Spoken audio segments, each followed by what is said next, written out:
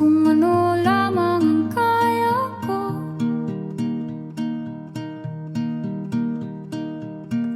Bigang-bigan sa mga problemang di masolusyonan agad, parang wala nang bukas. Pwede bang umiwas?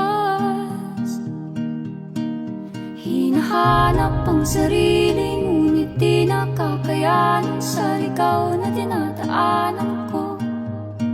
Saan na to patungo? Saan ako patungo?